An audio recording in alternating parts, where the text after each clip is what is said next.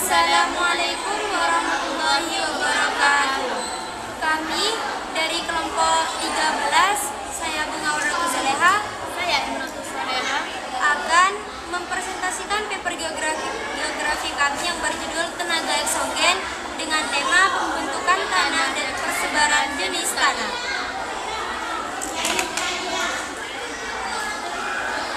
Abstraknya, tenaga eksogen yaitu tenaga yang berasal dari luar bumi. Sifat umum tenaga eksogen adalah merombak bentuk permukaan bumi hasil bentukan dari tenaga endogen. Bukit atau tebing yang terbentuk hasil tenaga eksogen terkikis oleh angin sehingga dapat mengubah bentuk permukaan bumi. Laut termasuk tenaga eksogen. Secara umum tenaga eksogen berasal dari 3 sumber, yaitu yang pertama atmosfer, yaitu perubahan suhu dan dingin. Air yaitu berupa seperti dengan air, siraman hujan, hempasan gelombang, laut, glasier, dan sebagainya. Lalu makhluk hidup, yaitu berupa jasa teknik, tumbuh-tumbuhan, hewan, dan manusia. Di permukaan laut, bagian litosfer yang muncul akan mengalami penggerusan oleh tenaga eksogen, yaitu tenaga pengenakan, pengikisan dan pengangkutan, serta sedimentasi. Misalnya, di permukaan laut muncul bukit hasil aktivitas plat tektonik atau polakan mantel. Mula-mula bukit dihancurkan melalui tenaga pelapukan, kemudian puing-puing yang telah hancur dilakukan oleh tenaga air, angin, gletser atau dengan hanya gravitasi bumi. 1. Pendahuluan. Latar belakang masalah. Tenaga eksogen adalah tenaga yang berasal dari luar bumi. Tenaga eksogen merupakan tenaga yang dapat merombak dan merubah bentuk muka bumi atau bentang lahan yang telah ada. Perombakan muka bumi akibat tenaga eksogen dapat disebabkan oleh proses pelapukan, pengikisan, pengendapan, dan pergerakan batuan atau tanah. Proses perombakan atau perubahan muka bumi ini pengerjaannya dilakukan oleh air, udara, dan gas. Rumusan masalah. Berdasarkan latar belakang masalah di atas, penulis merumuskan masalah sebagai berikut. Yang pertama, apa yang dimaksud dengan tenaga eksogen? Yang kedua, apa saja proses tenaga eksogen pembentukan muka bumi? Lalu yang ketiga, pembentukan dan persebaran jenis-jenis tanah tersebut. Tujuannya adalah, secara umum, tujuan tentang pembuatan makalah ini adalah yang pertama, untuk mengetahui tentang tenaga eksogen. Yang kedua, untuk mengetahui proses tenaga eksogen membentuk muka bumi. Dan yang ketiga, pembentukan tanah, pembagian, dan jenis-jenis tanah. Lalu manfaatnya, yaitu manfaat dari penyusunan makalah ini yaitu kita dapat mengetahui gambaran tentang permukaan bumi, khususnya tenaga eksogen sebagai bentuk muka bumi dari luar. Selain itu, karena tenaga eksogen ini bersifat merusak bentuk-bentuk permukaan bumi, sehingga kita harus mengetahui peristiwa apa saja yang akan terjadi di bumi ini. Tenaga eksogen adalah tenaga yang berasal dari luar bumi dan mampu mengubah bentuk bumi maupun bentang lahan yang ada. Tenaga oksigen umumnya berasal dari sumber-sumber berikut ini. 1. Air berupa siraman hujan, hempasan air laut, dan aliran air lainnya. 2. Atmosfer, yaitu perubahan suhu udara dan angin. 3. Gelombang laut, yaitu berupa gletser dan lainnya. 4. Organisme seperti jasa teknik dari hewan, tumbuhan, maupun manusia. Berlawan dengan tenaga oksigen, ada tenaga endogen. Perbedaan tenaga oksigen dan endogen terdapat dari asal tenaga.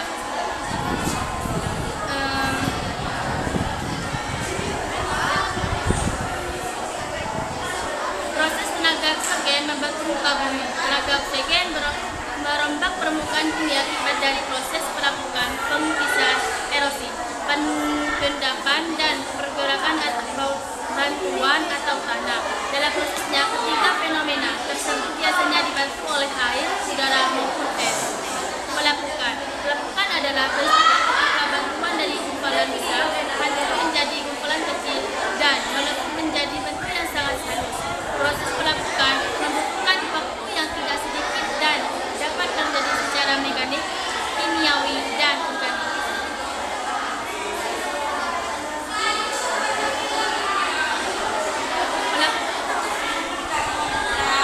Pelapukan mekanik yaitu pelapukan yang terjadi tanpa disertai perubahan susunan kimia batuan. Pelapukan kimiawi yaitu pelapukan yang disertai dengan perubahan susunan kimia batuannya. Pelapukan biologis yaitu pelapukan yang disebabkan oleh aktivitas makhluk hidup seperti manusia, hewan, tumbuhan, dan mikroorganisme. Erosi adalah pengikisan batuan yang dari gelombang laut, dan gletser. Dengan kata lain, proses erosi mengubah atau memindah massa batuan secara alami dari satu tempat ke tempat lain. Erosi air, korasi, merupakan suatu proses pengikisan tanah oleh air yang mengangkut batu-batuan yang telah hancur. Erosi es, erosi glasial merupakan suatu proses pengikisan tanah yang terjadi di daerah pegunungan tinggi dan diselimuti salju.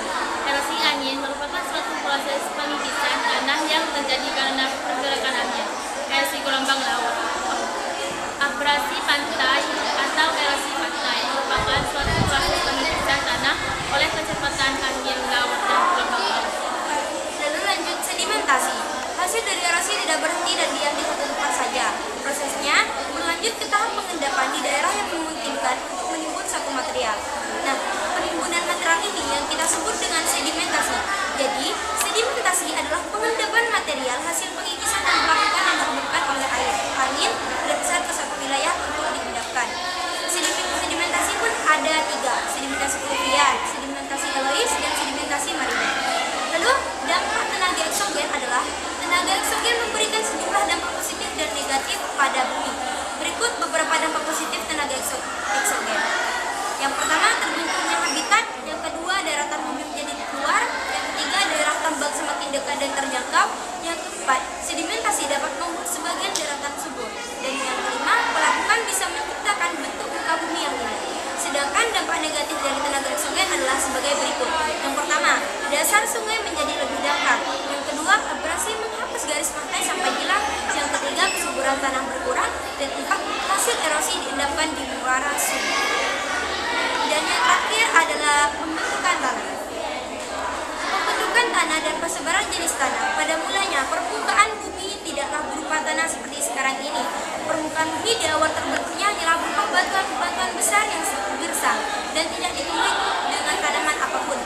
Batuan-batuan tersebut mengalami proses sangat panjang yang melibatkan beragam faktor pembentukan tanah sehingga membentuk beragam jenis tanah seperti tanah gambut, tanah liat, tanah humus, dan lain sebagainya. Proses yang juga dikenal dengan istilah proses pembentukan tanah, inilah yang membuat batuan tersebut mengalami perubahan bentuk menjadi tanah. Dan yang kedua, proses pelapukan batuan. Batuan yang berada di permukaan bumi karena pengaruh iklim lambat laut mengalami proses pelapukan menjadi remah-remahan kecil. Dan pelapukan kimiawi sangat dipengaruhi oleh hujan, asam yang sering terjadi di awal proses terbentuknya bumi.